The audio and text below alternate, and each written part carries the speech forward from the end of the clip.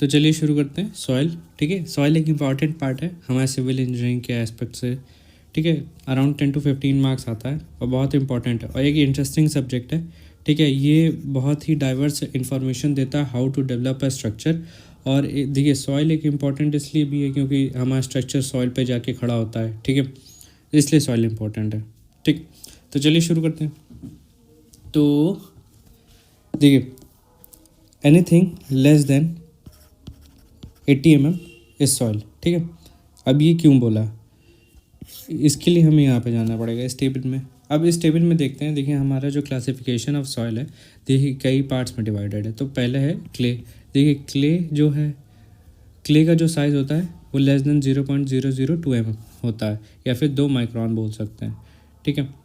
और सिल्ट जो होता है वो 0.075 से लेके 0.002 mm तक होता है। सैंड का होता है 4.75 से लेके 0.075 से लेके 4.75 mm। और ग्रेवल जो होता है वो 4.75 से लेके 80 mm होता है। और फिर कोबल होता है एंड बोल्डर आता है। जो कोबल होता है वो 80 mm से लेके 300 mm होता है, और जो बोल्डर होता है वो 300 से अबव होता है। तो ये जो है हमारा ये वाला पार्ट, ये सॉइल में आता है, ठीक है। अब ये सॉइल में आता है। तो देखिए इसमें हम लोग कई चीज़ों के बारे में पढ़ेंगे। पहले मैं एक पेज ऐड करता हूँ, ठीक है। एक पेज ऐड करूँगा, उससे मैं आपको एक्स्ट्रा इन्फॉर्मेशन दूंगा। तो देखिए जो हमारी सॉइल है, अब जो सॉइल होती है वो हमारी कई बेसिस पे डिवाइडेड होती है। देखिए पहली बात तो सॉइल, ठीक है। सॉइल कैसे बनती है? By weathering of rocks, weathering of rocks से, ठीक है। अब ये वेदरिंग ऑफ रॉक से क्या होता है हमारी जैसे, और ड्यू टू केमिकल, एक होता है केमिकल वेदरिंग, एक होता है फिज़िकल वेदरिंग, ठीक है। अब ये जो केमिकल है इसमें जैसे ऑक्सीडेशन होता है, ठीक है, रिडक्शन होता है, ठीक है। ये कई और भी तरीके। अब फिज़िकल जैसे ग्राइंडिंग होता है, ठीक है, एंड मिक्सिंग होता है, और भी कई प्रोसेस हैं, बट ये मैं जनरल इन्फॉर्मेशन दे रहा हूँ, ठीक है। तो ये सॉइल हमारी ऐसे डेवलप होती है। अब सॉइल जो डेवलप होती है वो 2 तरीके की होती हैं। एक होती है रेसिडुअल, ठीक, एक होती है ट्रांसपोर्टेड। अब जो रेसिडुअल होती है, ये जैसे रॉक का जो रॉक जब रॉक क्रैक होते हैं, ठीक है, तो ये वहीं पे रह जाते हैं, रिमेन्स ऑन पेरेंट रॉक, ठीक है। बट यहाँ पे क्या होता है, जब रॉक क्रैक डाउन होता है, क्रैक डाउन, ठीक है, जब रॉक क्रैक डाउन होता है तो इसमें क्या होता है, सॉइल ट्रांसपोर्टेड, ठीक है। अब देखिए सॉइल ट्रांसपोर्ट होती है, 2 तरीके की सॉइल हो गई हमारी। अब जैसे जो ट्रांसपोर्टेशन वाली सॉइल होती है, ठीक है, पहली बात तो 2 सॉइल हो गई, एक रेसिडुअल, एक ट्रांसपोर्टेड, ठीक है। और ये on the basis of physical classification, एक हो गई फिज़िकल वेदर्ड, एक हो गई केमिकल वेदर्ड। अब देखते हैं क्या होता है। जो ये होती है रेसिडुअल, ये बेटर होती है, ठीक है, बेटर सॉइल। पहली बात तो ये हैशटैग पॉइंट बना लीजिएगा, ठीक। अब ये 2 सॉइल होंगे। अब फर्दर हम क्रैक डाउन करेंगे सॉइल के बारे में। अब जैसे क्या होता है, मैं और बताता हूँ। जैसे क्या होता है, हमारे पास ये रेसिडुअल हो गई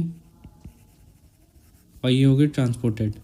अब दोनों के बीच में हम लोग डिफ्रेंशिएशन देखेंगे, दोनों में ऐसा क्या डिफरेंस है, क्या होता है दोनों में, क्यों, और क्या क्या डिफरेंस होते हैं। देखिए पहली बात तो retain properties of parent rock, ठीक है, पहली बात। देन और यहीं पे क्या होता है, यहाँ पे प्रॉपर्टीज़ डिफ़र कर जाती है, फ्रॉम द प्रॉपर्टी डिफर्स। फिर दूसरा क्या होता है, कोर्स ग्रेन स्ट्रक्चर होता है, कोर्स ग्रेन स्ट्रक्चर। बट इसमें क्या होता है, फाइन ग्रेन स्ट्रक्चर फॉर्म होता है, फाइन ग्रेन स्ट्रक्चर। फिर थर्ड पॉइंट क्या डिफरेंस हो सकता है, ये ग्राइंडिंग एंड इम्पैक्टिंग की वजह से बनते हैं, ग्राइंडिंग एंड इम्पैक्टिंग की वजह से। बट इसमें क्या डिफरेंस होता है, ये ऑक्सीडेशन, ठीक है, रिडक्शन, कार्बोनेशन, हाइड्रेशन, ठीक है, हाइड्रेशन, ऑक्सीडेशन हो गया हमारा, कार्बोनेशन,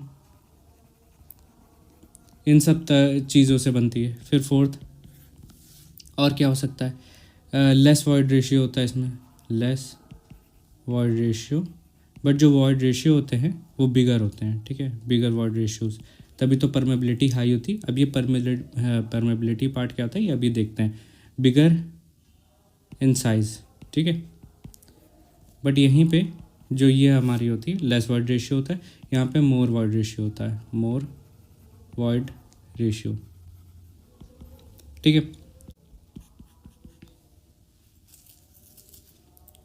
तो ये हमारा स्मॉलर इन साइज होता है, ठीक है। देन फिफ्थ पॉइंट, हमारा फिफ्थ पॉइंट क्या है, देखिए परमेबिलिटी मोर होती है इसकी, permeability is more. Then next point क्या होता है, परमेबिलिटी इसमें हाई होती है, नहीं इसमें लेस होती है, अपोजिट होता है ना, परमेबिलिटी इज़ लेस। देन इसमें लेस स्पेसिफिक सरफेस एरिया होता है, और इसमें मोर स्पेसिफिक सरफेस एरिया होता है, more specific surface area. Then जैसे कि आपको नाम से पता चल रहा होगा, इसमें ये कोहेजन लेस होती हैं, ठीक है, कोहेजन लेस। पहली बात तो कोर्स ग्रेन है तो ऑब्वियस सी बात है, और ये कोहेसिव हो जाएगी। अब इसके एग्जांपल एक बार देख लेते हैं क्या होता है। इसके एग्जांपल आपको भी पता चल गया होगा, सैंड होगा, और इसका more of clay and silt होगा, ठीक है। इसका एक और एग्जांपल ले सकते हैं, ग्रेवल, ठीक है। तो ये हमारा difference between residual and transported soil हो जाता है, ठीक है। अब ये एक बार इसे अलाइन कर देता हूँ,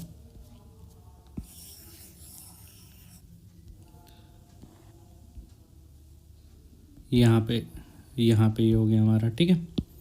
देन फिर फर्दर डिस्कस करते हैं ये, अब यहाँ से यहाँ पे आ जाते हैं, ठीक है। तो देखिए हमारे पास कई तरीके की सॉइल भी होती हैं। अब सॉइल जो होती हैं कई तरीके की कैसे होती हैं,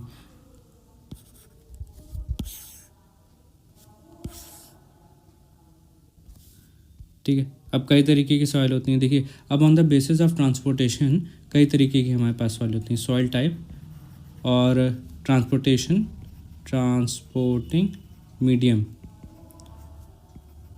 ठीक है। अब on the basis of transportation medium हमारे पास कई तरीके की डिफ्रेंशिएशन ऑफ सॉइल है। तो पहली है हमारी एलुवियल सॉइल, ठीक है। जो हमारी एलुवियल सॉइल है वो होती है, it is transported bye running water, ठीक। फिर होती है हमारी लैक्स्ट्रीन सॉइल।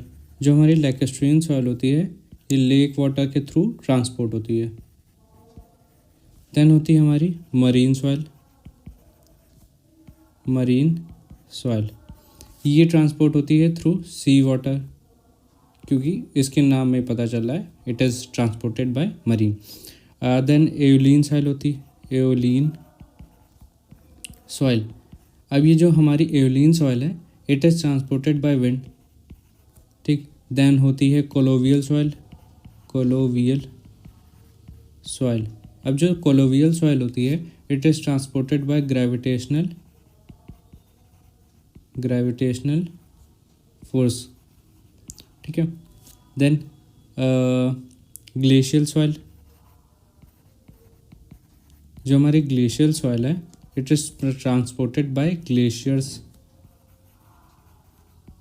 और इसका जो एग्जांपल है, इसका एग्जांपल जो है इट इज़ टैलस, और एग्जांपल है इसका ड्रिफ्ट, ठीक है। देन लोएस्ट सॉइल होती है, लोएस्ट सॉइल। कभी कभी जो हमारी सॉइल होती है इट इज़ ट्रांसपोर्टेड बाय, देखिए ये क्या होता है, विंड ब्लोन सिल्ट होती है। इसे एओलिन सॉइल में भी बोल देते हैं, लेकिन ये विंड ब्लोन सिल्ट होती है, ठीक है, लोएस्ट सॉइल। देन पीट सॉइल होती है, जो हमारी पीट सॉइल होती है ये बाय डिकम्पोजिशन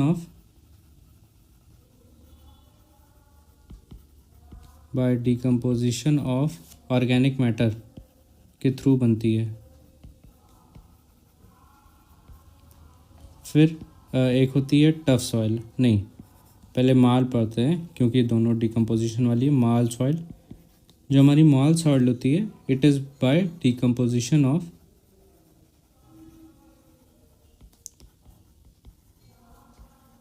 एक्वेटिक लाइफ।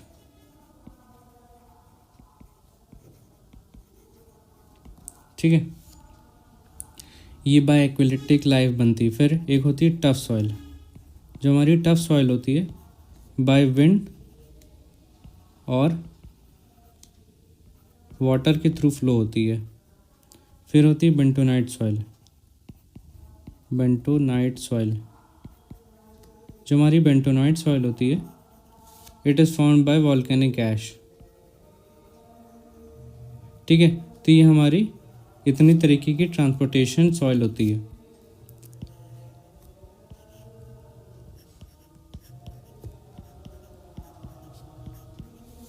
ठीक है, तो ये हमारी हो गई different types of transportation of soil.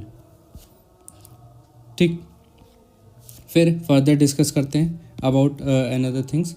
जो हमारी जो जैसे हैशटैग पॉइंट करके लिखते हैं, जो हमारा पीट होता है इसका जो वो होता है स्पेसिफिक ग्रेविटी, ठीक है, या बल्क डेंसिटी कह सकते हैं, वो होती है 0.1 से लेकर 0.2 ग्राम पर सेंटीमीटर क्यूब। ठीक है, ये सब पूछा जा चुका है।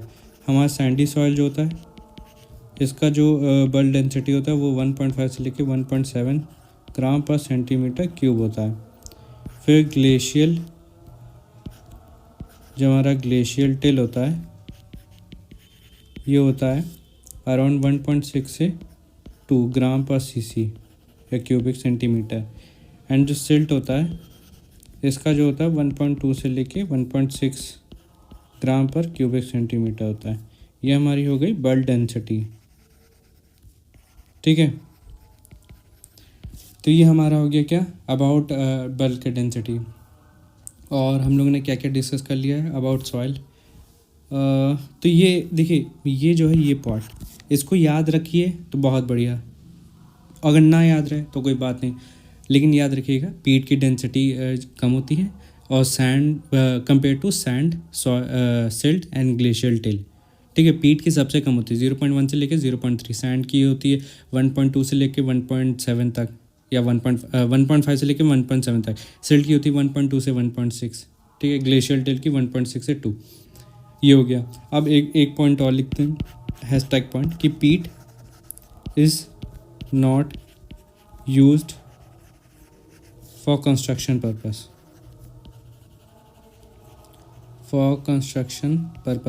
अब ये क्यों नहीं यूज़ होती? पहली बात तो डिकम्पोजिशन ऑफ ऑर्गेनिक मैटर के थ्रू बनती।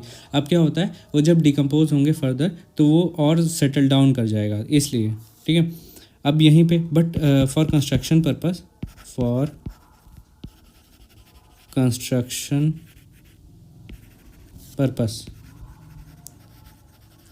पर्पस के लिए क्या होता है, जो हमारी सॉइल यूज़ होती है, कौन सी सॉइल यूज़ होती है? वो होती है हमारी लोम।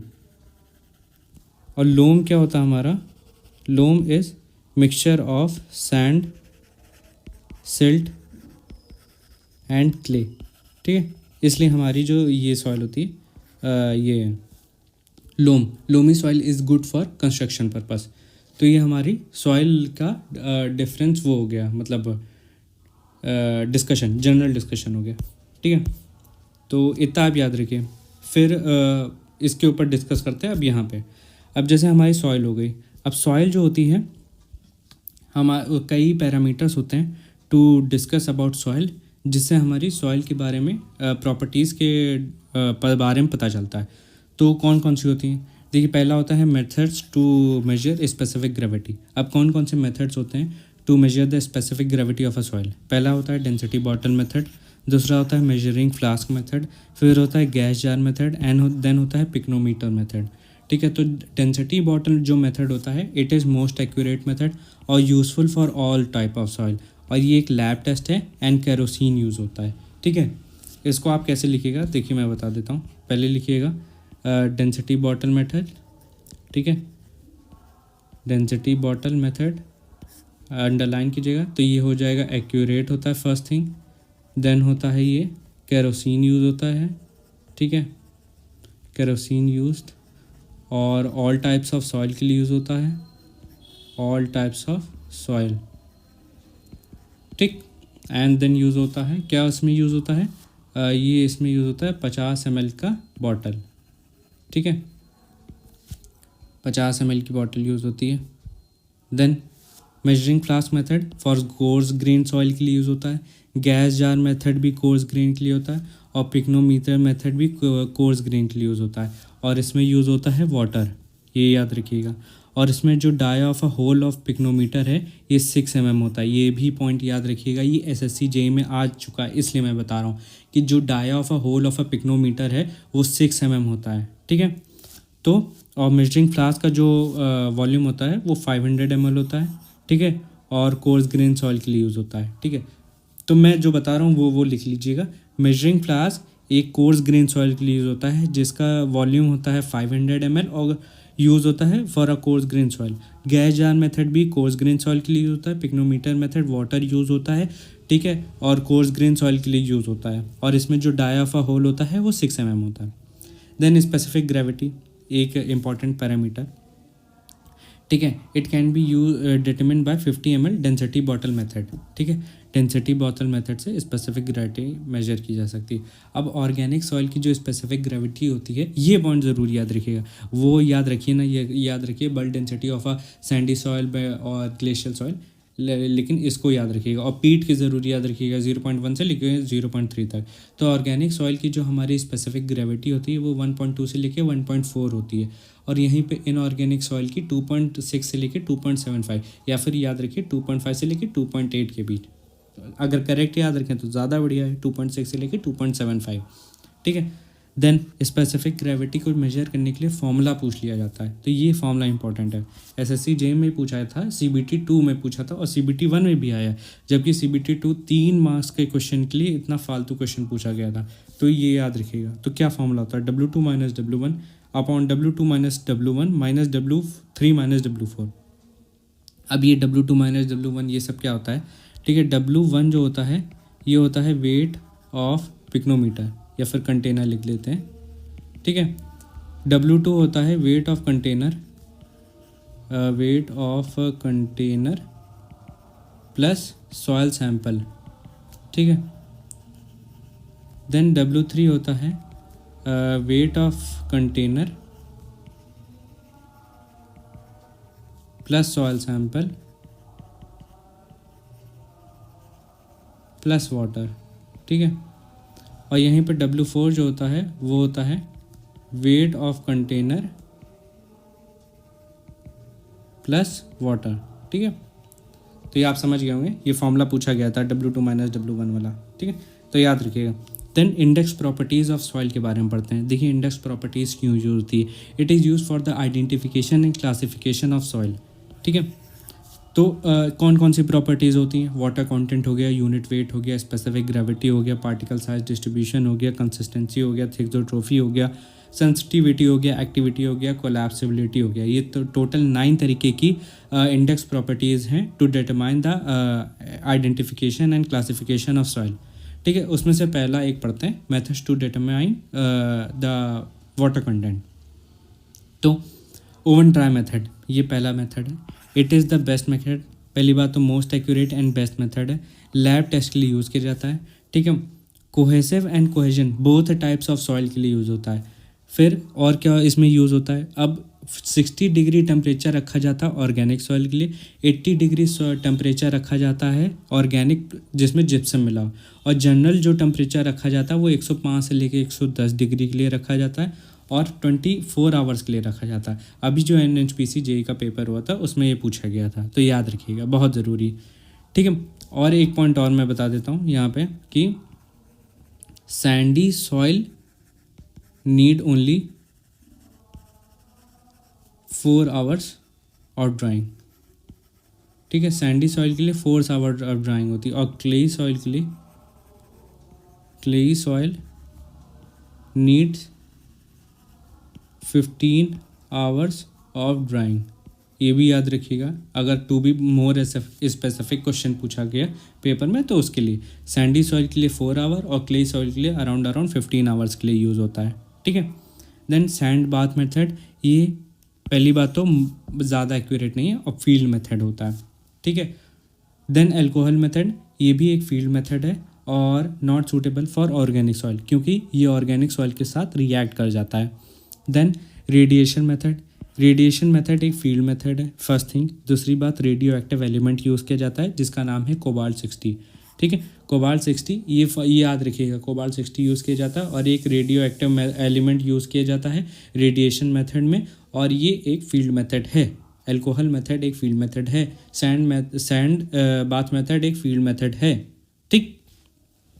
देन और ये एक एक्सपेंसिव मेथड भी है, तो जनरली यूज़ नहीं किया जाता है। एक्सपेंसिव, जहाँ पे एक्सपेंसिव हो जाता है वहाँ पे इकोनॉमिकली अनफिट होता है, इसलिए नहीं यूज़ किया जाता है। Then torsion balance method, torsion balance method एक लैब मेथड है। ये जो लैब फील्ड ये सब याद रखना बहुत ज़रूरी है। रैपिड प्लस एक्यूरेट मेथड होता है फर्स्ट थिंग, ठीक है। Drawing and waiting is simultaneously done, ये भी पॉइंट याद रखिए। और useful for soil that reabsorb moisture after drawing, देखिए जो जैसे मॉन्ट, ये क्या होता है, बहुत जल्दी मॉइस्चर एब्जॉर्ब कर लेती है, तो उसके लिए टॉर्जन बैलेंस मेथड यूज़ किया जा सकता है, ठीक है। और इसमें इक्विपमेंट कौन से यूज़ होते हैं ये भी पूछा जाता है, तो ये इसमें एक हैशटैग पॉइंट बना के लिख लीजिएगा कि इंफ्रारेड लैम्प यूज़ करते हैं, इंफ्रारेड लैम्प्स यूज़ करते हैं जो इक्विपमेंट्स हैं, ठीक है। इंफ्रारेड लैम्प्स और टॉर्जनल बैलेंस यूज़ करते हैं, और ये पूछा गया है इसलिए मैं बता रहा हूँ, टॉर्जनल बैलेंस यूज़ करते हैं, ठीक है, पूछा जा चुका है। देन कैल्शियम कार्बाइड मेथड, ये भी एक फील्ड मेथड है, एक रैपिड मेथड है बट नॉट वेरी एक्यूरेट, 5 से 7 मिनट में कंप्लीट हो जाता है, और इसमें एसिटिलीन गैस निकलती है, C2H2 जिसे बोलते हैं, ठीक है। और एक फास्टर मेथड है, ये भी बताया था मैंने, ठीक है। और देन पिक्नोमीटर मेथड, देखिए पिक्नोमीटर मेथड स्पेसिफिक ग्रेविटी निकालने के लिए भी यूज़ होता है और ड्राई वेट ऑफ सॉइल भी निकालने के लिए यूज़ होता है। ये एक लैब मेथड है एंड कोहेजन लाइस या फिर कोर्स ग्रेन सॉइल के लिए यूज़ होता है। इसमें 900 ml की बॉटल यूज़ होती है, first thing 900 ml bottle use होती है, ठीक है, ये पॉइंट याद रखिएगा। और जो ब्रास का डाया है, ब्रास टॉप डाया जो है, ब्रास टॉप डायामीटर जो होता है वो 6 mm होता है, मतलब जो होल की बात की थी हम लोग ने वो याद रखिएगा। 900 ml की बॉटल है। Then methods to determine the unit weight of soil, कौन कौन से मेथड्स होते हैं? पहली बात तो है कोर कटर मेथड, ये एक फील्ड मेथड है। फर्स्ट थिंग क्या होता है, इसमें पंचिंग करते हैं इन सितु कंडीशन के लिए, जो कि है एक फील्ड मेथड के लिए यूज़ होता है, ठीक है। सॉफ्ट और फाइन ग्रेन सॉइल के लिए यूज़ होता है कोर कटर। फिर होता है सैंड रिप्लेसमेंट मेथड, ये सब यूनिट वेट निकालने के लिए हैं, ठीक है। फिर होता है सैंड रिप्लेसमेंट मेथड, ये होता है coarse grain and Sandy gravel soil के लिए, और ये भी इन सितु कंडीशन के लिए यूज़ होता है। देन वाटर डिस्प्लेसमेंट मेथड, ये होता है कोहेसिव सॉइल के लिए, ठीक है, और इसमें पैराफिन वैक्स यूज़ करते हैं। ये पॉइंट याद रखिए, जो पॉइंट्स मैं बता रहा हूँ ये पॉइंट याद रखें, तो ये पूरा प्रोसीजर याद पढ़ना अब पॉसिबल नहीं है पहली बार, तो इसलिए जो पॉइंट्स हैं, जो नोट्स हैं, उनको याद रखिए। पैराफिन वैक्स यूज़ करते हैं वाटर डिस्प्लेसमेंट मेथड में, ठीक है। देखिए कन्फ्यूजन होना बहुत लाजमी है, क्योंकि water replacement, sand bath method, तो आपको ये over the period of time जब बार बार रिवीजन करेंगे तो आपको ये खुद याद हो जाएगा। तो सैंड बाथ मेथड जो होता है वो यूज़ होता है यूनिट वेट डेवलप करने के लिए, नहीं sand replacement method, sand bath method use होता है ड्राई वेट ऑफ सॉइल निकालने के लिए। देन सबमर्ज डेंसिटी मेथड जो होता है ये होता है कोहेसिव सॉइल के लिए। रबर बैलून मेथड, ये भी in situ condition all types of soil के लिए यूज़ होता है, या फिर ऑल टाइप सॉइल काट के यहाँ पे सॉफ्ट सॉइल लिख लीजिए, सॉफ्ट सॉइल के लिए यूज़ होता है, टू बी मोर स्पेसिफिक, ठीक है, सॉफ्ट सॉइल के लिए यूज़ होता है first thing, and in Situ conditions निकालने के लिए यूज़ होता है। देन न्यूक्लियर डेंसिटी मेथड जो होता है ये होता है फील्ड कॉम्पैक्शन के लिए, फॉर फील्ड कॉम्पैक्शन जब हम कर रहे होंगे तब यूज़ होता है, for field compaction. Then radiation method जो होता है वो इन सिटू कंडीशंस के लिए होता है जनरली, यूनिट वेट निकालने के लिए। देन एक मेथड और बोल सकते हैं जो होता है हमारा इलेक्ट्रिकल डेंसिटी मेथड। ठीक है, टोटल हमारे पास 8 मेथड हैं। ये जनरली DSSB या फिर जो हमारा DSSB था और ये DDA था, इनमें क्वेश्चन पूछा जाता है ये रबर बैलून मेथड और न्यूक्लियर डेंसिटी मेथड से। तो हमारे पास अभी 8 मेथड हैं। कौन कौन से, एक बार रिपीट मारेंगे। ठीक है, हमारा हो गया कोर कटर मेथड जो कि इन सितु कंडीशन के लिए यूज़ होता है और कोहेसिव सॉइल के लिए यूज़ होता है। ठीक है, और फिर हो गया हमारा सैंड रिप्लेसमेंट मेथड। इसमें क्या होता है, ये कोर्स ग्रेन्स या फिर कोहेजनलेस सॉइल के लिए यूज़ होता है। ठीक है, और इसमें इन सितु कंडीशंस के लिए होता है या फिर फील्ड मेथड बोल सकते हैं। वाटर डिस्प्लेसमेंट मेथड ये हमारा यूज़ होता है फॉर कोहेसिव सॉइल और इन सितु कंडीशन के लिए, और पैराफिन वैक्स यूज़ करते हैं। समर डेंसिटी मेथड क्या होता है, ये हमारे कोहेसिव सॉइल के लिए यूज़ होता है। और देन रबर बैलून मेथड ये फॉर सॉफ्ट क्लेस के लिए यूज़ होता है इन सितु कंडीशंस निकालने के लिए। तो और फिर न्यूक्लियर डेंसिटी मेथड ये हमारी जब कॉम्पैक्शन करना हो, फील्ड कॉम्पैक्शन, तब यूज़ करते हैं। देन न्यूक्लियर डेंसिटी, और देन रेडिएशन मेथड होता है, ये इन सितु कंडीशन के लिए होता है। और इलेक्ट्रिकल डेंसिटी मेथड ये भी यूज़ होता है फॉर फील्ड कॉम्पैक्शन के लिए। तो ये हमारे पास 8 मेथड हो गए हैं। ठीक है, इन मेथड को याद रखिएगा। ठीक है, जनरली यूज़ होते हैं इन सितु कंडीशन के लिए ज़्यादातर। ठीक है, तो यहाँ पे हमारा जो फर्स्ट पार्ट है अबाउट सॉइल ये कंप्लीट होता है। ठीक है, और टॉर्जनल बैलेंस, देखिए टॉर्जनल बैलेंस में भी मैंने बताया था ना कौन सा यूज़ होता है, इक्विपमेंट से क्वेश्चन आता है SSCJ में, इसलिए मैं मोर उस पर वो दे रहा हूँ थोड़ा कि एक तो यूज़ होता है टॉर्जनल बैलेंस, तो यूज़ होता है उसके नाम से ही पता चल रहा है, लेकिन जो दूसरा यूज़ होता है कहाँ गया, दूसरा कौन सा यूज़ होता है, उसमें यूज़ होता है इंफ्रारेड लैम्प्स। ये पॉइंट याद रखिएगा, इंफ्रारेड लैम्प्स यूज़ होता है, और यहाँ पे ये पॉइंट याद रखिएगा। ठीक है, तो ये हमारा पार्ट हो गया। ठीक है, तो अब हम आगे पढ़ते हैं, फर्दर आगे डिस्कस करते हैं। तो आज हम पढ़ते हैं कंसिस्टेंसी। देखिए कंसिस्टेंसी क्या होती है।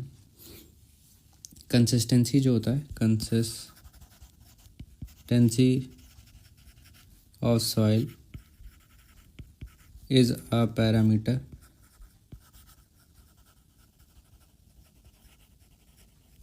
Of cohesive soil.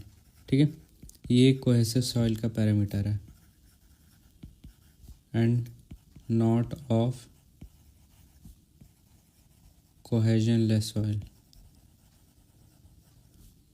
ठीक है, तो ये हमारा अबाउट कंसिस्टेंसी हो गया। तो ये जो कंसिस्टेंसी होता है ये क्या बताता है, it tells about the characteristics of soil. ठीक है, और देन ये हमारा देखिए ये कंसिस्टेंसी चार्ट है, ये पूछ लिया जाता है कि इस चार्ट को क्या बोलते हैं, तो ये याद रखिएगा, ये हमारा कंसिस्टेंसी चार्ट है। तो यहाँ पे हम लोग वॉल्यूम को रिप्रेजेंट करते हैं एंड यहाँ पे हम लोग वाटर को रिप्रेजेंट करते हैं। ठीक है, तो ये हमारा ग्राफ हो जाएगा। ठीक है, अब ये जो ग्राफ है, ठीक है मैं यहाँ पे बना देता हूँ। देखिए ये हमारा ग्राफ हो गया। ठीक है, ये हमारा ग्राफ हो गया, और यहाँ पे ये कांस्टेंट होता है और ये यहाँ से ऐसे बढ़ता है। तो यहाँ पे जो ये VD हो गया, ठीक, फिर ये हमारा VP हो गया एंड आगे बनाएंगे, ये हो गया हमारा VL, और ये WS, ये WP एंड ये WL। ठीक, तो ये क्या होता है, यहाँ पे हमारा सॉलिड होता है। अब ये क्या होता है मैं बता देता हूँ। अरे ये क्या हो गया, ये आप लिख लीजिएगा। तो ये क्या होता है, यहाँ पे हमारा वाटर ऐड हो रहा है, ये WP एंड ये WL। तो जैसे जैसे हम वाटर बढ़ाते हैं वैसे, जैसे ये सॉइल है, इस सॉइल में जैसे जैसे वाटर ऐड करते हैं, तो वाटर ऐड करने से क्या होता है, वो लिक्विड तरफ शिफ्ट होने लगता है, टूवर्ड्स फ्लोइंग तरफ। तो ये क्या होता है, यहाँ पे वाटर हम जब तक ऐड कर रहे हैं तब तक वॉल्यूम बढ़ रही है, और यहाँ पे वॉल्यूम कांस्टेंट है। ठीक है, और यहाँ पे बोलते हैं इसे, यहाँ पे बोलते हैं श्रिंकेज लिमिट। ठीक है,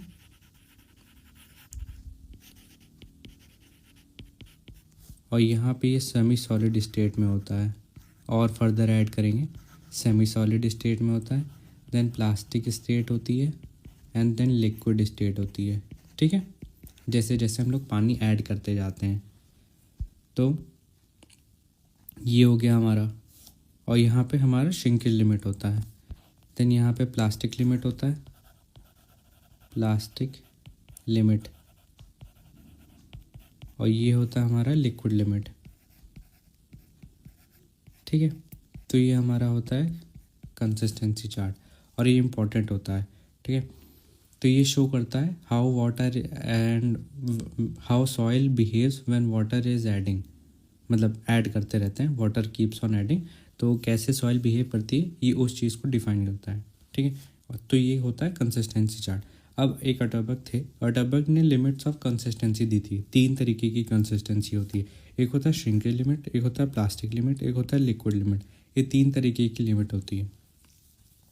ठीक है, तो फिर देखिए, जो लिक्विड लिमिट होती है उसको डिटरमाइन करने के लिए कैसाग्रेनाइट ने और एक वो दिया था, तरीका बताया था। ठीक है, तो liquid limit is the minimum water content. ठीक है, ठीक है, liquid limit is the minimum water content at which the soil started flowing. ठीक है, तो इसमें क्या होता है, जो हमारा कैसाग्रेनाइट ने मेथड दिया था, तो ये क्या था, एक मेथड है हमारा कैसाग्रेनाइट मेथड। वेंस इसमें क्या क्या याद रखना है, इसमें जो ग्रूव कट किए जाते हैं वो 12.7 mm के होते हैं, और 25 mm के ब्लोज लगाए जाते हैं। ये पॉइंट याद रखिएगा। ठीक है, ये बहुत इंपॉर्टेंट है, और स्टैंडर्ड लिक्विड लिमिट निकालने के लिए होता है। ठीक है, और एक होता है 1 पॉइंट मेथड, उसका फॉर्मूला है WN इंटू N/25 का होल की पावर E। E जो है हमारा वॉइड रेशियो को रिप्रेजेंट करता है। ठीक है, N की वैल्यू इतनी है, अप्रॉक्स लेते हैं, और N जो है, और WN जो है वो हमारा नेचुरल वाटर कंटेंट है। देन एक और है कि स्टैटिक कोन पेनिट्रेशन मेथड। इसमें क्या होता है, 30 डिग्री का कोन लेते हैं, और इस कोन का जो एंगल होता है वो अराउंड 80 ग्राम होता है। तो याद रखिएगा, या फिर इसे ऐसे लिख लीजिए, 30 ± 1 डिग्री। तो 30 डिग्री का कोन होता है और 80 ग्राम का वेट होता है। ठीक है, और ये सब it is use to determine liquid limit. ठीक, then flow index. Flow index क्या होता है, फ्लो इंडेक्स होता है एक तो ये पहली बात तो स्लोप ऑफ फ्लो कर्व को रिप्रेजेंट करता है। ठीक है, it is rate at which soil loses A shear strength with the increase in water content. ठीक है, ये क्या रिप्रेजेंट करता है, rate of losing of shear strength represent करता है ऑन एडिंग ऑफ वाटर। ठीक है, इसका फॉर्मूला क्या होता है, W1 - W2 upon log N1 - log N2। N जो है वो नंबर ऑफ ब्लोज हैं, और सब कुछ मॉडुलस में होगा, तो पॉजिटिव वैल्यूज आती है। तो फ्लो इंडेक्स का फॉर्मूला क्या होता है, W1 - W2 upon log N1 upon -log N2। ठीक है,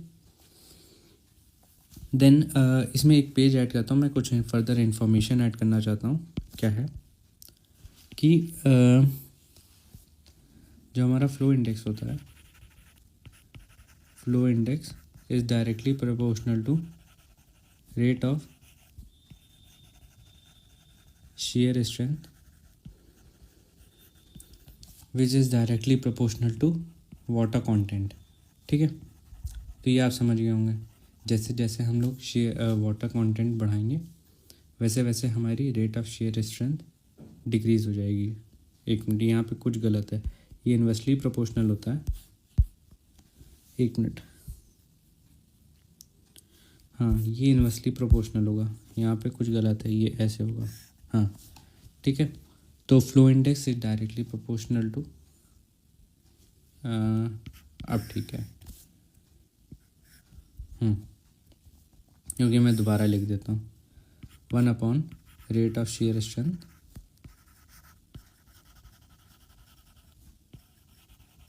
ठीक है, rate of shear strength and it is directly proportional to water content.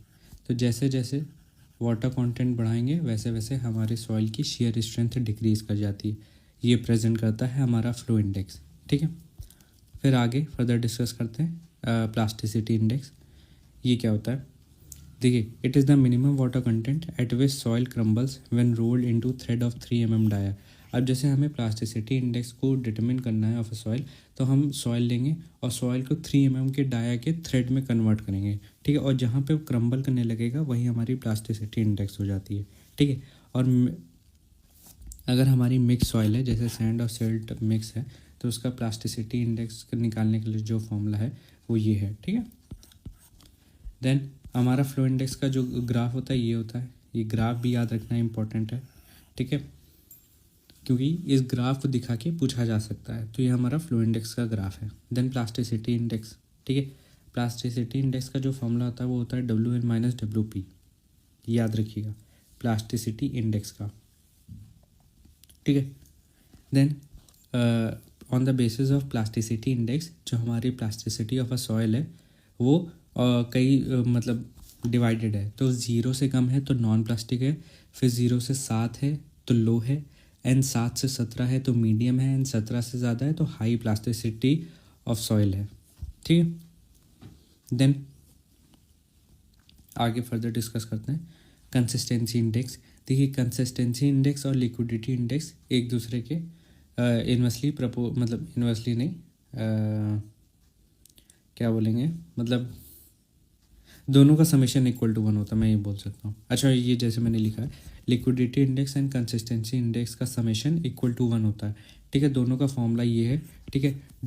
Liquidity index, liquid limit minus natural water content upon liquid limit minus plastic limit, ठीक है। ये हमारा हो गया कंसिस्टेंसी इंडेक्स का फॉर्मूला। और लिक्विडिटी इंडेक्स का formula होता है नेचुरल वाटर कंटेंट। ये जो W है ये हमारा नेचुरल वाटर कंटेंट को शो करता है, नेचुरल वाटर कंटेंट, ठीक है।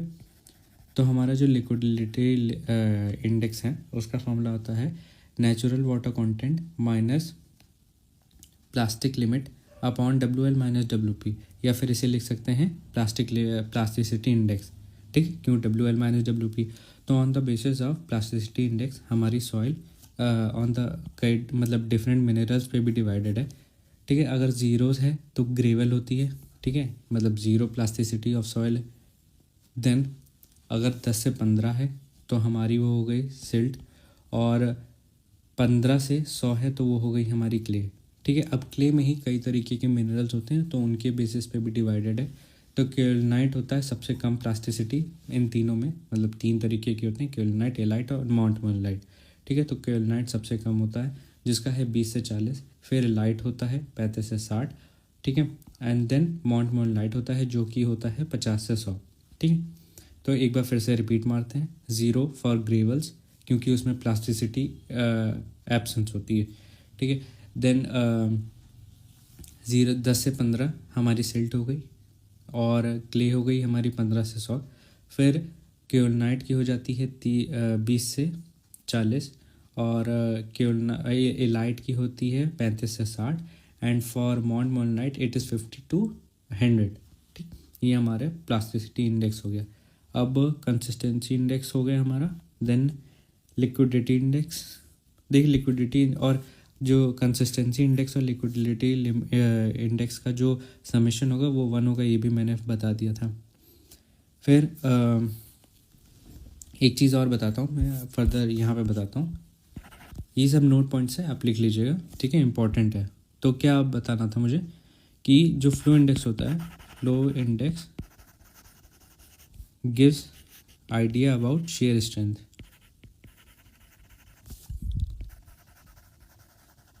ठीक है। तो ये आइडिया देता है अबाउट शेयर स्ट्रेंथ के बारे में। देन फिर और क्या बता सकता हूँ, जैसे कंसिस्टेंसी इंडेक्स जो होता है, consistency index it represent in situ condition, represent in situ condition of soil. और ये एक चीज़ और भी बताता है, डिग्री ऑफ फर्मनेस को बताता है, and degree of firmness of soil, specially cohesive soil के लिए, क्योंकि कंसिस्टेंसी इंडेक्स कोहेजनलेस सॉइल के लिए कोई पैरामीटर रिप्रेजेंट नहीं करता है, ठीक है। तो ये हो गया कंसिस्टेंसी इंडेक्स के बारे में information.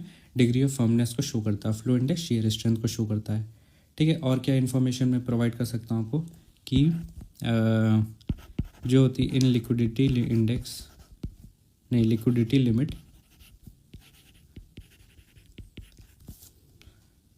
determination liquid limit determination soil used of 1.20 n passing 425 microns, ठीक है। तो जो हमारी जो लिक्विडिटी इंडेक्स है डिटर्मिनेशन में जो सॉइल यूज़ होती है वो 1.20 एन क्या होता है, पासिंग थ्रू 425 माइक्रोन, ठीक है। ये पॉइंट भी याद रखिएगा, इम्पॉर्टेंट है। Then slope of flow index, ये तो बताइए दिया था, रेट ऑफ शेयर स्ट्रेंथ को इन्वर्सली प्रोपोर्शनल होता है। फिर एक और होता है, एक मैं टेबल बता देता हूँ कि टाइप ऑफ सॉइल है एक तरफ, ठीक है। ये टाइप ऑफ सॉइल हो गई हमारी। अगर ग्रेवल है तो ये नॉन प्लास्टिक होगी on the basis of water content, ठीक है। नहीं, लिक्विड लिमिट कंफ्यूजन होता है ना, लिक्विड लिमिट, ठीक है। On the basis of liquid limit जो हमारी ग्रेवल है, ठीक है, वो नॉन प्लास्टिक होता है। फिर सैंड होता है, ये भी हमारा नॉन प्लास्टिक होता है। देन जो इसके बाद आता है सिल्ट जो होता है हमारा, वो होता है उसका जो लिक्विड लिमिट है वो हो जाएगा 30 से लेके 40%, ठीक। फिर एलुवियल क्ले हो गया, जो हमारा एलुवियल क्ले हुआ वो हो जाएगा 40 से लेके 150 तक। ये टेबल कम पूछी जाती है बट मैं इंफॉर्मेशन प्रोवाइड कर रहा हूँ आपको फॉर योर एग्ज़ाम्स, तो इम्पोर्टेंट है हमारे लिए, क्योंकि एसएससी जी का कोई भरोसा नहीं, कहाँ से पूछ सकते हैं, हर बार इनका नया क्वेश्चन बन जाता है। तो इसलिए हमें अपनी तरफ से तैयारी करके रखना चाहिए। 400 से 500 होती है ब्लैक क्ले के लिए और बेंटोनाइट क्ले के लिए।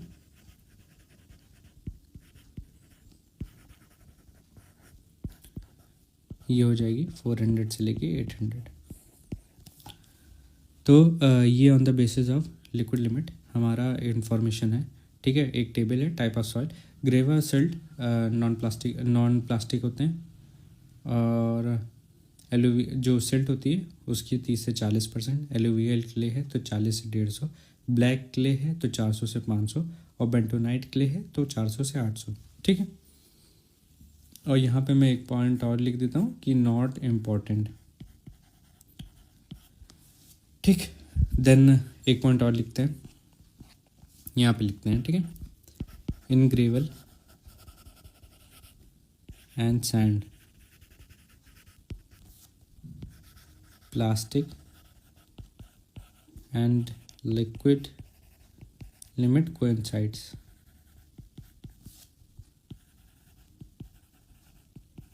ठीक है। हमारी जो ग्रेवल और सिल्ट होती है, ग्रेवल एंड सैंड होती है, उसमें प्लास्टिक एंड लिक्विड लिमिट जो है वो कोइंसाइड कर जाती है। ये तो पॉइंट याद रखिएगा, ये पॉइंट इंपॉर्टेंट है। Gravel and sand plastic and liquid limit coincide कर जाती है। देन फर्दर डिस्कस करते हैं। फिर क्या बचा था हमारा, टफनेस इंडेक्स। देखिए टफनेस इंडेक्स क्या शो करता है। टफनेस इंडेक्स, पहली बात तो फॉर्मूला जो होता है वो होता है plasticity index upon flow index, ठीक है। And it is valid term for fine grain soil. ये पॉइंट याद रखिएगा, फाइन ग्रेन सॉइल के लिए सबसे बेस्ट होता है, ठीक। अब इसमें भी जो हमारी लिमिट क्या होती है, इसकी लिमिट जो होती है उसकी वो होती है 0 से लेके 3 के बीच, ठीक। बट ये जो होता है क्ले, अगर हमारी क्ले है तो उसकी जो टफनेस इंडेक्स है वो 1 से 3 के बीच है, और अगर 1 से कम हो गई तो फ्राइबल हो जाती है। फ्राइबल मतलब ख़राब जाएगी, ठीक है, मतलब टूट जाएगी, और या फिर जिसकी बियरिंग कैपेसिटी लो होती है वो कह सकते हैं। Then on the basis of sensitivity, देखिए सेंसिटिविटी क्या होता है, ये होता है UCS of undisturbed upon UCS of disturbed soil. इसमें क्या होता है, डिस्टर्ब सॉइल अनडिस्टर्ब सॉइल है, और यहाँ पे हमारी डिस्टर्ब सॉइल है। यूसीएस क्या होता है, अनकम्फाइंड कंप्रेसिव स्ट्रेंथ, ठीक है। तो on the basis of sensitivity हमारे जो सॉइल का क्लासिफिकेशन है उसे पढ़ते हैं।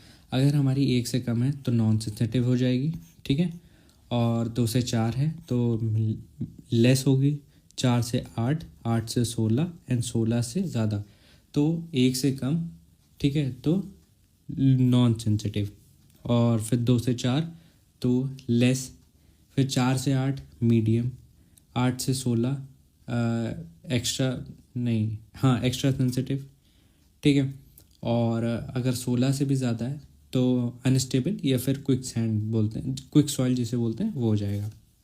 तो यह हमारी हो गई on the basis of sensitivity. फिर एक्टिविटी होता है, एक्टिविटी का फॉर्मूला होता है plasticity index upon percentage of clay, ठीक है। तो on the basis of activity हम लोग सॉइल को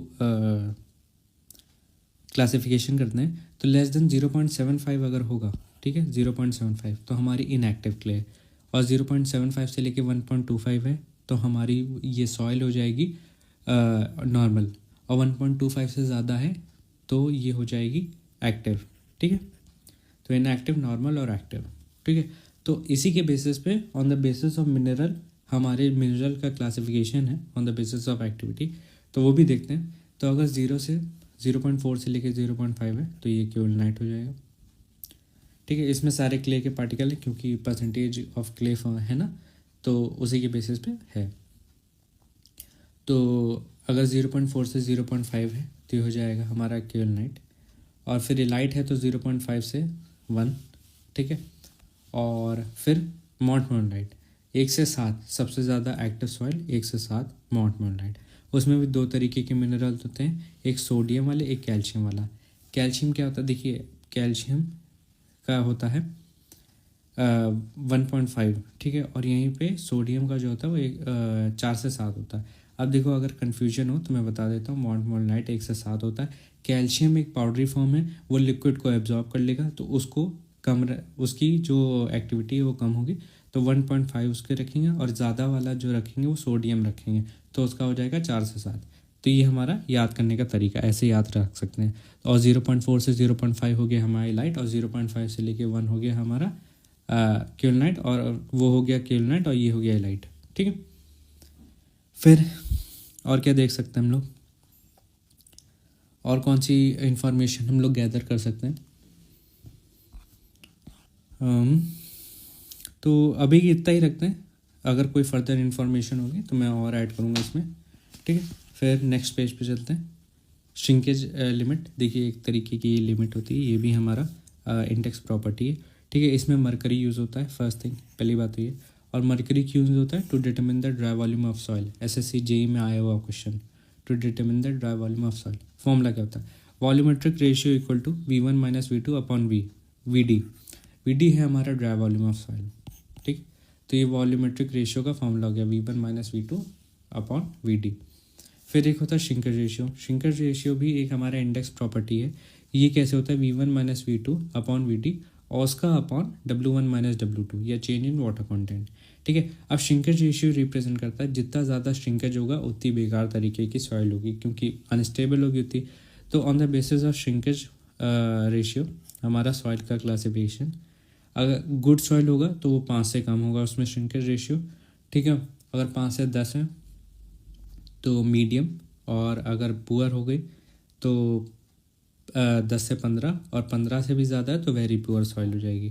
तो ये हो गया हमारा on the basis of shrinkage ratio. फिर रिलेटेड डेंसिटी। अब रिलेटेड डेंसिटी क्या शो करता है, पहली बात तो ये जानते हैं रिलेटेड डेंसिटी शो क्या करता है। इसके और भी फर्दर नाम है, क्या होता है, डिग्री ऑफ फर्मनेस, नहीं डिग्री ऑफ डेंसनेस, हाँ डिग्री ऑफ डेंसनेस, ठीक है। फिर एक नाम होता है डेंसिटी इंडेक्स, ठीक है। सेकेंडरी नाम याद रखना भी इंपॉर्टेंट है, क्योंकि पूछ लेते हैं कि relative density is also called, ऐसे नाम करके अगर पूछ लेंगे तो वहाँ आपको बताना पड़ेगा। तो ये याद रखिए कि डिग्री ऑफ डेंसनेस नाम याद है, ठीक है, और डेंसिटी इंडेक्स भी बोल सकते हैं। इसका फॉर्मूला क्या है, ई मैक्स माइनस ई minimum upon E max upon E max minus ई अपॉन ई मैक्स माइनस ई मिनिमम। तो ये हमारा रिलेटिव डेंसिटी का फॉर्मूला है, और ये कोई भी इंडेक्स प्रॉपर्टी नहीं, नॉट एन इंडेक्स प्रॉपर्टी। तो ये हमारी इंडेक्स प्रॉपर्टी नहीं, फर्स्ट थिंग, ये पॉइंट याद रखिएगा, ठीक है। It tells about denseness of soil, ये पॉइंट याद रखिएगा। और क्या point, valid for coarse grain soil, valid for coarse grain soil, ये हमारे कोर्स ग्रेन सॉइल के लिए हेल्पफुल है, ठीक है। और in for use for in situ condition के लिए, फॉर इन सितु कंडीशन के लिए यूज़ होता है। तो ये हमारा रिलेटिव डेंसिटी से रिलेटेड इंफॉर्मेशन है, ठीक। तो on the basis of relative density index हमारा जो सॉइल है उसको क्लासीफाई करते हैं।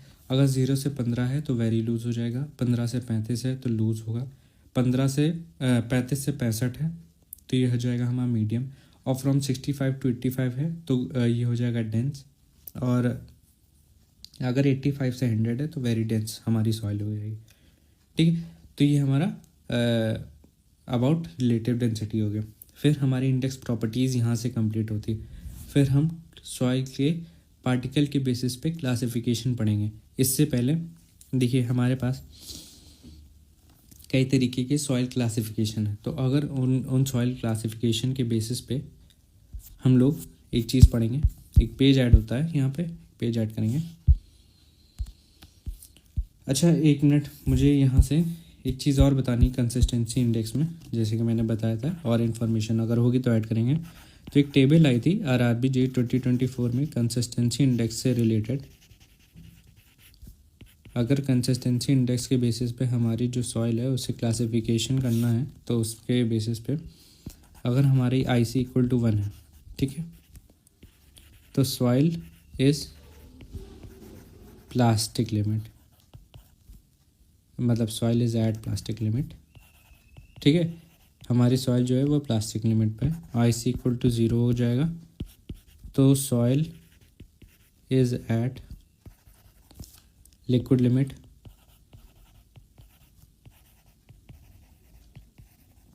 ठीक है, क्योंकि कंसिस्टेंसी इंडेक्स ख़त्म हो जाएगी तो लिक्विड लिमिट पे आ जाएगा। देन अगर IC equal to greater than 1 है तो ये हो जाएगा सॉइल इज़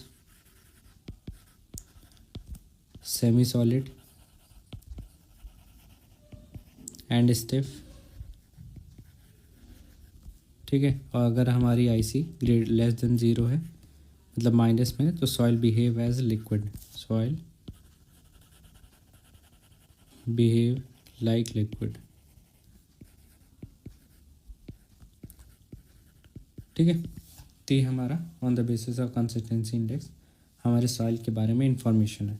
तो क्या क्या है, IC अगर इक्वल टू 1 है तो प्लास्टिक लिमिट पे है, अगर IC इक्वल टू 0 है तो लिक्विड लिमिट पे है, IC ग्रेटर देन 1 है तो सेमी सॉलिड या सॉलिड स्टेट में है, और IC अगर 0 से कम है तो ये हमारी सॉइल हो जाएगी लिक्विड लिमिट में। अब ये हो गया। अब लेकिन यही मैं टेबल के फॉर्म में बताना चाहता हूँ, मोर बेटर इन्फॉर्मेशन उससे आपको प्रोवाइड होगी। एक टेबल बनाते हैं, टेबल यहाँ बना देता हूँ मैं। ये हो गया हमारा कंसिस्टेंसी, यहाँ पे हम लोग डिस्क्रिप्शन प्रोवाइड कर देते हैं। ये हो गया हमारा कंसिस्टेंसी इंडेक्स, और ये हो गया हमारा लिक्विडिटी इंडेक्स, ठीक है। अब यहाँ पे टेबल बनाएंगे। देखिए ये टेबल याद रखिएगा, बहुत इम्पोर्टेंट है। तो हमारी जो कंसिस्टेंसी अगर लिक्विड है, ठीक है, हमारी सॉइल है वो लिक्विड है, तो डिस्क्रिप्शन में आ जाएगा लिक्विड, और जो IC है, IC में क्या होगा, ये हो जाएगा लेस देन 0, ठीक है। और यहीं पे और जो IL है ये उल्टा काम करेगा, ठीक है, क्योंकि जो फॉर्मूला होता है I C plus I L equal to 1 होता है, ठीक है। I C equal to I C plus I L जो होता है वो 1 होता है, ठीक है। अब दोनों एक दूसरे के अपोजिट चलेंगे, ये पॉइंट याद रखिएगा, दोनों भाई बहन हैं, दोनों एक दूसरे के अपोजिट चलेंगे। तो अगर कंसिस्टेंसी लिक्विड है, देखिए यहाँ पे मैंने बताया था ना, हमारी जो सॉइल है वो लिक्विड है, तो उसका जो कंसिस्टेंसी है वो लेस देन 0 हो जाएगा। तो जैसे कि यहाँ पे है, टेबल से समझना इजी रहेगा और टेबल याद भी रखना इजी रहेगा, ठीक। फिर ये हो गया हमारा अबाउट लिक्विड। फिर प्लास्टिक, हमारी जो कंसिस्टेंसी है वो प्लास्टिक है। अब इसमें 4 तरीके के होते हैं, ठीक है, 4 वो बनाते हैं। तो ये हो जाएगा हमारा very soft, soft, medium and stiff.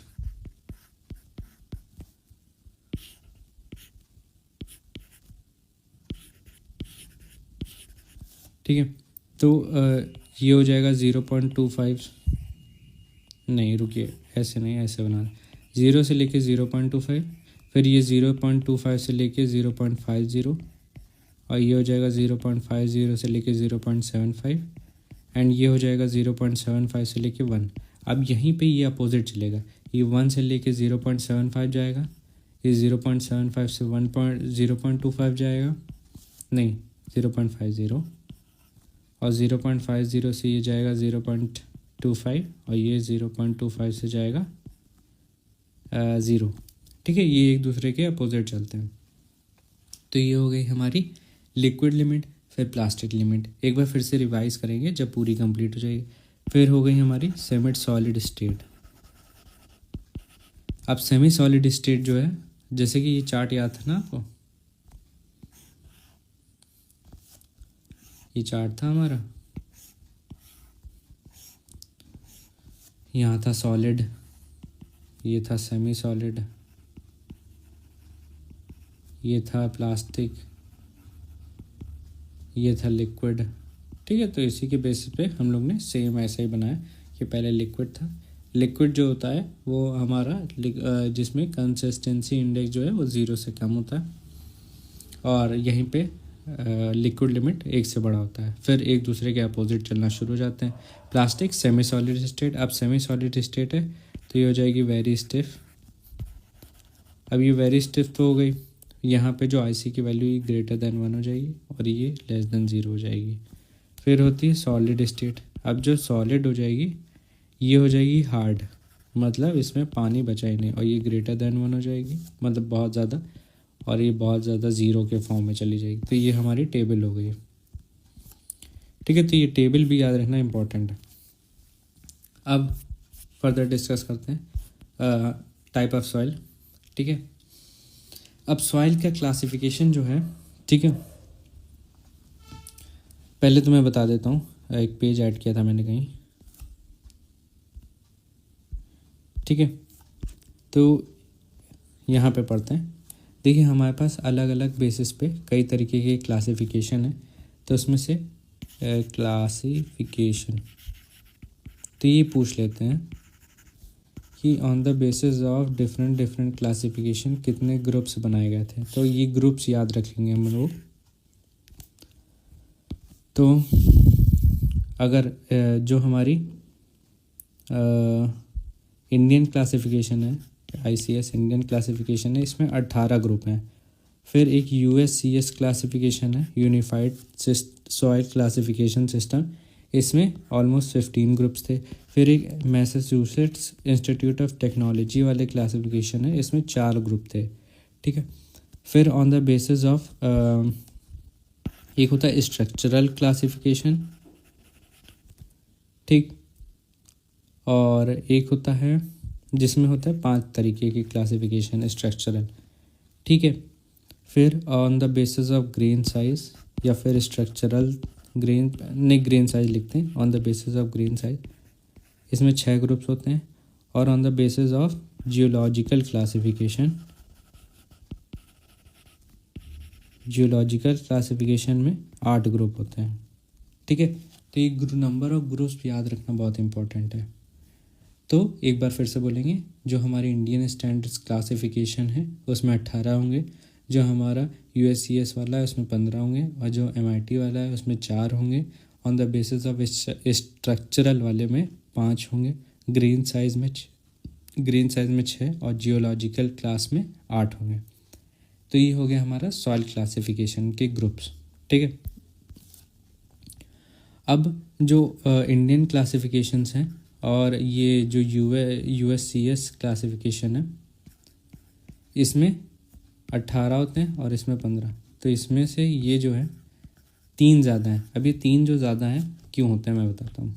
इसमें एक तो ऐड किया गया है 2 फाइन ग्रेन सॉइल के लिए, या तो अच्छा सीधे बता देता हूँ, एक ऐड किया गया है इसमें, जो बाकी 3 एक्स्ट्रा हैं।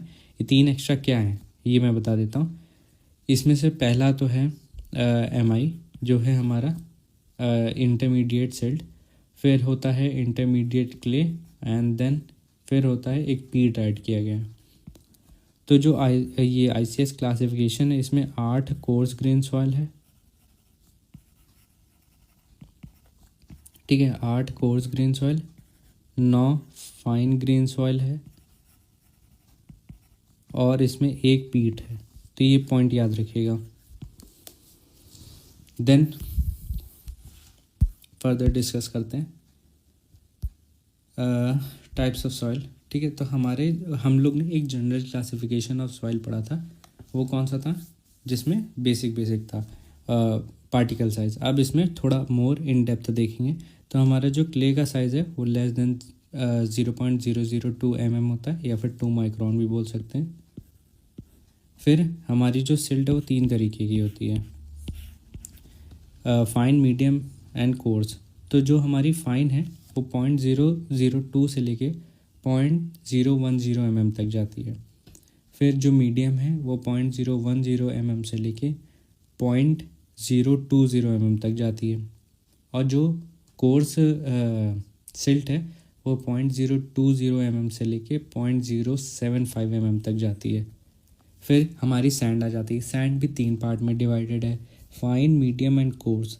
जो फाइन है वो 0.075 से लेके 0.425 mm तक जाती है, जैसे कि देख सकते हैं। और फिर जो मीडियम होती है 0.425 से लेके 0.2 mm तक जाती है, ठीक है, ये 2 mm है, ठीक है। और फिर जो हमारी कोर्स होती है वो 2 mm से लेके 4.75 mm तक जाती है। फिर हमारी ग्रेवल हो जाती है। ग्रेवल 2 पार्ट्स में डिवाइडेड है, फाइन एंड कोर्स। जो हमारी फाइन है वो 4.75 से लेके 20 mm तक जाती है, और जो हमारी कोर्स है वो 20 से लेके 80 mm तक जाती है। फिर कोबल एंड बोल्डर यहाँ पे। तो ये हमारा हो गया types of soil classification on the basis of size of particles, ठीक है।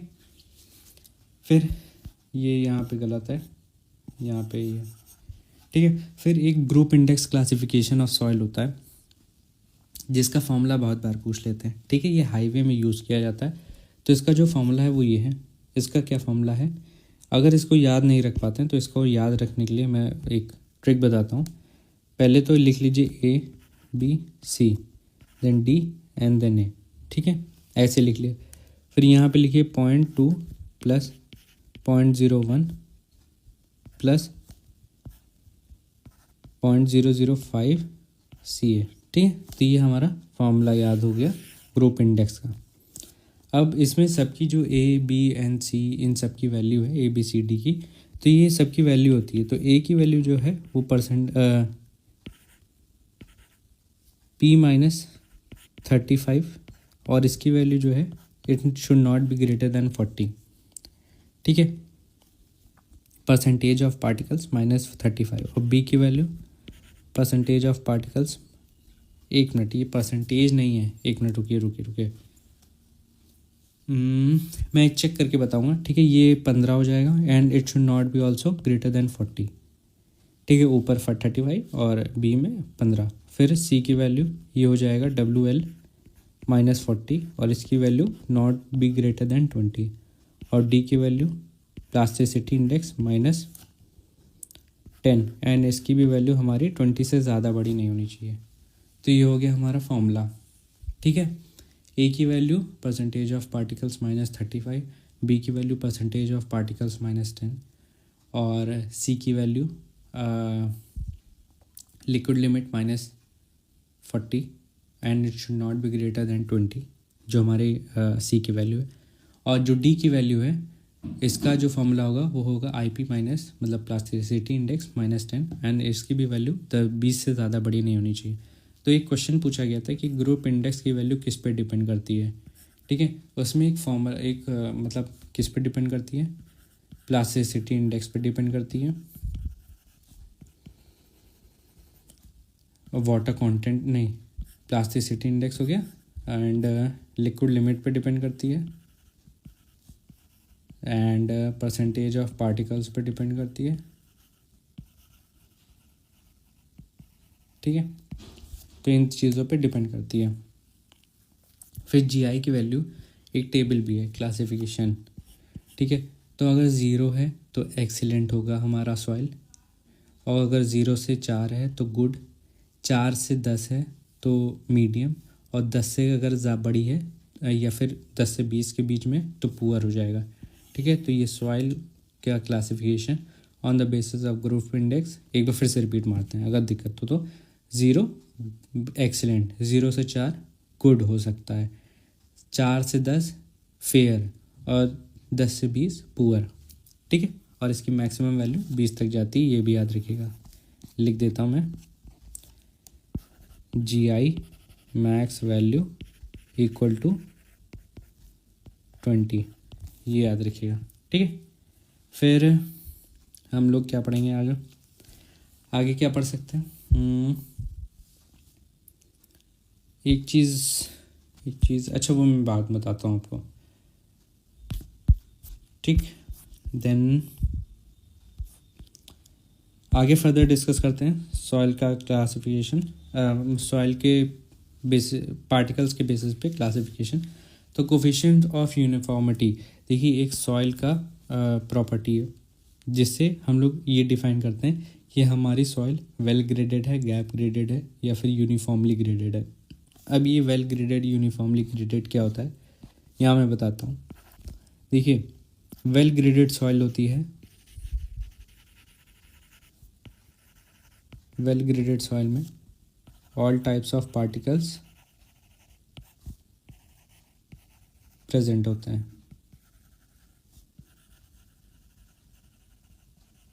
ठीक है, जो गैप ग्रेडेड होता है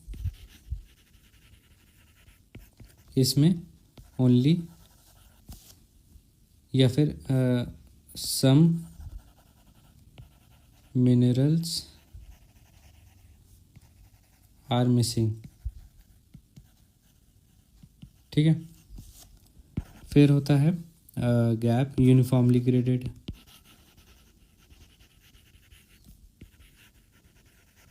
इसमें क्या होता है,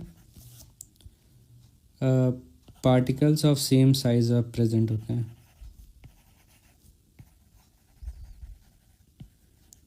ठीक है, और इनका एक ग्राफ होता है, उस ग्राफ के बेसिस पे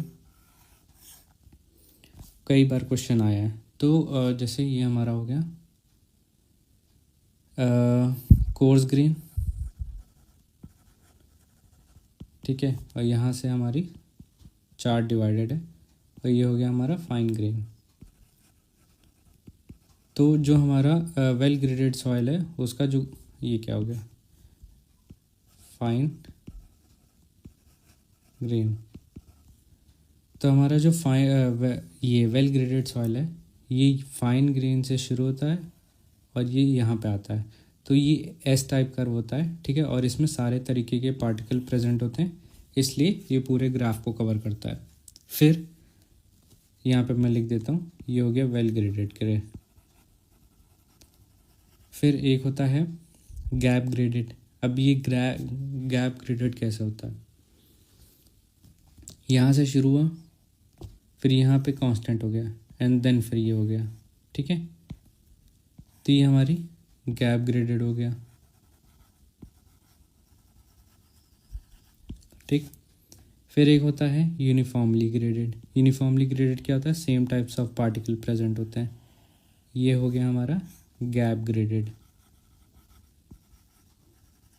ठीक, तो ये हमारा सॉइल हो गया। अब यह इसी के बेसिस पे हमारा जो क्लासिफिकेशन है कोफिशिएंट ऑफ यूनिफॉर्मिटी, इसमें D60 इसका जो फॉर्मूला होता है C=D60/D10, और कोफिशिएंट ऑफ कर्वेचर एक होता है, इसका फॉर्मूला होता है D²30/D60 × D10। जो ये D60 होता है इसमें क्या रिप्रेजेंट करता है कि percentage of particles are finer than that size. ठीक है, दैट साइज मतलब कोई भी एक स्टैंडर्ड साइज होगा या कोई सॉइल होगी उससे 60% ऑफ पार्टिकल्स फाइनर है। वैसे D10 होता है एंड D30 होता है। D10 को इफेक्टिव साइज भी बोलते हैं, ये लिख लीजिएगा, D10 also called effective size. ठीक है, तो फॉर्मूला जो है D60/D10 है। और तो कोफिशिएंट ऑफ यूनिफॉर्मिटी जो है वो अगर एक है तो हमारा यूनिफॉर्मली ग्रेडेड सॉइल है। अगर वेल ग्रेडेड ग्रेवल है तो 4 से बड़ा होगा, और वेल ग्रेडेड सैंड है तो 6 से बड़ा होगा, जैसे कि यहाँ पे लिखा है। यहीं पे वेल ग्रेडेड अगर सॉइल है on the basis of coefficient of curvature, ठीक है, 1 से 3 के बीच है तो हमारी वेल ग्रेडेड है, और 1 से छोटी या 3 से बड़ी है तो गैप ग्रेडेड हो जाएगा। ठीक है, फिर पार्टिकल साइज डिस्ट्रीब्यूशन एनालिसिस। देखिए 2 तरीके के करे जाते हैं पार्टिकल साइज डिस्ट्रीब्यूशन एनालिसिस। एक होता है सीव एनालिसिस, एक होता है सेडिमेंटेशन एनालिसिस। जो सीव एनालिसिस किया जाता है वो किया जाता है कोर्स ग्रेन सॉइल के लिए, और सेडिमेंटेशन एनालिसिस किया जाता है फॉर फाइन ग्रेन सॉइल। देखिए 2 तरीके की सीव यूज़ की जाती है, एक कोर्स ग्रेन सॉइल के लिए, एक कोर्स ग्रेन सैंड के लिए, एक होती है फाइन ग्रेन सैंड के लिए।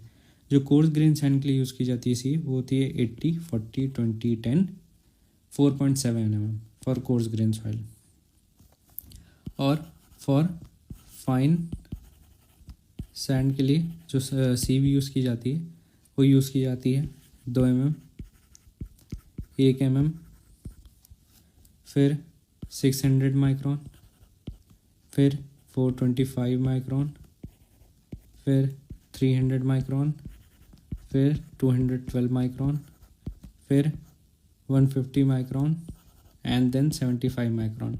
एक दूसरे के आधे हो रहे हैं तो याद रखना इंपॉर्टेंट होगा। वो होता है 80/40/20/10 और 4.75 mm फॉर कोर्स सैंड, यहाँ पे सैंड लिख लीजिए फॉर कोर्स सैंड, और फाइन सैंड के लिए 2 mm 1 mm फॉर 600 mm, नहीं 600 माइक्रोन, फिर 425 माइक्रोन, 300 माइक्रोन, 212, 150 एंड 75 माइक्रोन। ठीक है, then sedimentation analysis for fine grain soil के लिए यूज़ किया जाता है। ठीक है, इसमें स्टोक्स लॉ यूज़ होता है। स्टोक्स लॉ का फॉर्मूला ये है G-1/18 μ into gamma W into D²। ठीक है, तो ये फॉर्मूला है।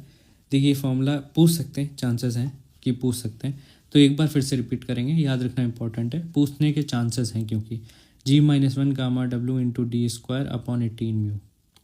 ठीक, तो स्टोक्स लॉ यूज होता है। अब सेडिमेंटेशन एनालिसिस जो है वो किया जाता है for a soil between 0.002 mm से लेके 0.02 mm तक, नहीं 0.2 mm तक। ठीक है, 0.0002 से लेके 0.2 mm तक, इसके बीच सीव एनालिसिस किया जाता है। तो पार्टिकल अगर बिलो 0.0002 mm है तो ब्राउनियन मोशन दिखाता है, और can be done by pipette method और हाइड्रोमीटर। ठीक है, 2 मेथड यूज़ होते हैं सेडिमेंटेशन एनालिसिस में, या तो पिपेट मेथड या तो हाइड्रोमीटर मेथड। अब इसमें भी कुछ अजम्पशन है कि साइज ऑफ पार्टिकल्स जो होता है, size of particle assume to be spherical. ठीक है, और एक और अजम्पशन है कि डिस्क्रीट टाइप ऑफ सेटलिंग होती है, डिस्क्रीट टाइप ऑफ सेटलिंग। ठीक है, तो ये हो गया हमारा सेडिमेंटेशन एनालिसिस। अब देखिए इसमें करेक्शन लगाए जाते हैं, 3 तरीके के करेक्शन होते हैं, ठीक है। ये हो गया हमारा करेक्शन।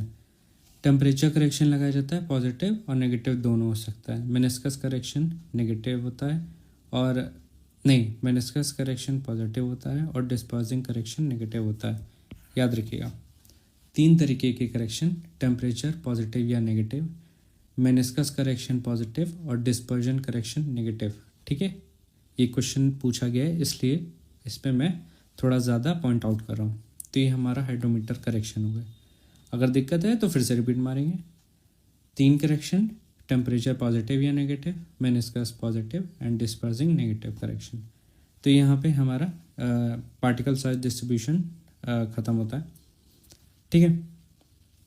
फिर कुछ फर्दर इन्फॉर्मेशन अगर मुझे बतानी हो, जैसे एक आध इन्फॉर्मेशन मैं और बता देता हूँ आपको कि जो हमारा कंसिस्टेंसी इंडेक्स है, consistency applied to cohesive soil, ये तो मैंने बताया था, ठीक है। Consistency applied to cohesive soil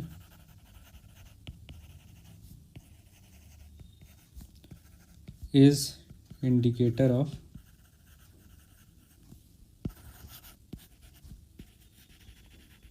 shear strength, ठीक है। तो जो कंसिस्टेंसी है ये हमारी shear strength को भी बताता है। फिर consistency is property which is manifested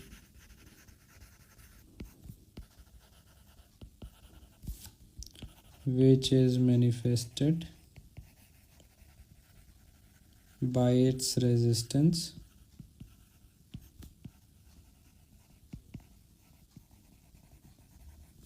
to flow, ठीक है। याद रखिएगा, तो कंसिस्टेंसी हमारी शेयर स्ट्रेंथ को, फ्लो इंडेक्स भी शेयर स्ट्रेंथ को रिप्रेजेंट करता है और इन्वर्सली प्रोपोर्शनल होता है, याद रखिएगा, ठीक है। कंसिस्टेंसी भी हमारी शेयर स्ट्रेंथ को रिप्रेजेंट करती है, पहली बात। तो डिग्री ऑफ फर्मनेस को भी शो करता है, ये भी याद रखिएगा। और रेजिस्टेंस टू फ्लो शो करता है कंसिस्टेंसी। देन एक कि liquid limit of fine grain soil,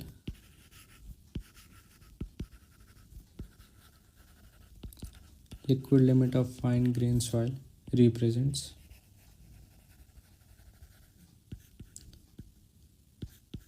compressibility,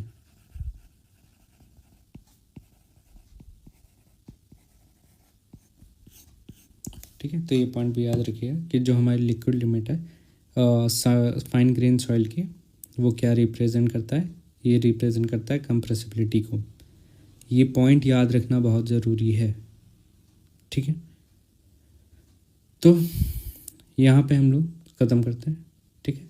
आज के लिए बहुत हो गया, और कल एक फर्दर न्यू वीडियो आएगी, तो लाइक शेयर एंड सब्सक्राइब ज़रूर कीजिएगा। Thank you.